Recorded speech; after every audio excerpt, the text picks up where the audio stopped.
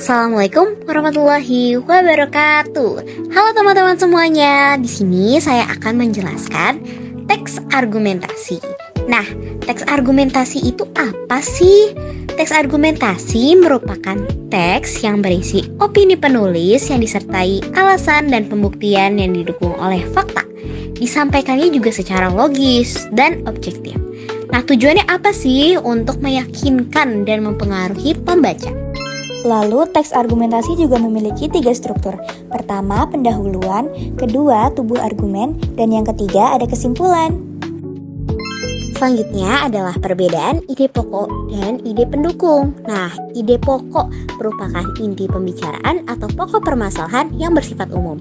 Kalau yang ide pendukung, teks berupa kalimat khusus atau menjabarkan kalimat utama secara lebih spesifik. Menentukan pola pengembangan paragraf. Pertama, pola pengembangan sebab ke akibat. Berawal dari peristiwa awal yang dianggap sebagai penyebab, selanjutnya teks menuju ke bagian simpulan yang berupa efek atau akibat yang ditimbulkan dari peristiwa tersebut. Kedua, pola pengembangan akibat ke sebab.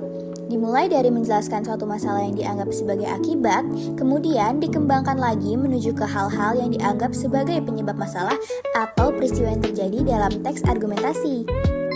Selanjutnya, kita akan mencari ciri-ciri fakta teks argumentasi. A. Memiliki data yang akurat dan bukti sebagai pendukung kebenarannya. B. Berdasarkan kenyataan yang terjadi dan pernah dilihat manusia setelah dilakukan pengujian dan pemakaian di khalayak umum. C. Sudah teruji dan dapat dibuktikan kebenaran di depan khalayak umum serta bersifat objektif. Nah, itu begitu ya teman-teman ciri-ciri fakta teks argumentasi. Ciri-ciri opini teks argumentasi. Pertama, belum teruji kebenaran dan masih bersifat subjektif. Kedua, tidak memiliki data pendukung atau bukti yang akurat. Dan ketiga, merupakan suatu hal atau peristiwa yang belum terjadi. Keempat, kurang dapat atau bahkan tidak dapat dibuktikan kebenarannya dan berdasarkan perasaan, pemikiran, pendapat, atau kemungkinan. Kalau tadi ciri-cirinya udah, sekarang langkah penyusunan teks argumentasi.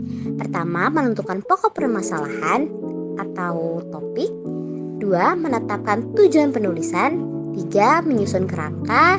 4. Mengumpulkan bahan berupa fakta atau data, informasi, bukti, keterangan, serta kesaksian orang lain atau para ahli sebelum menulis.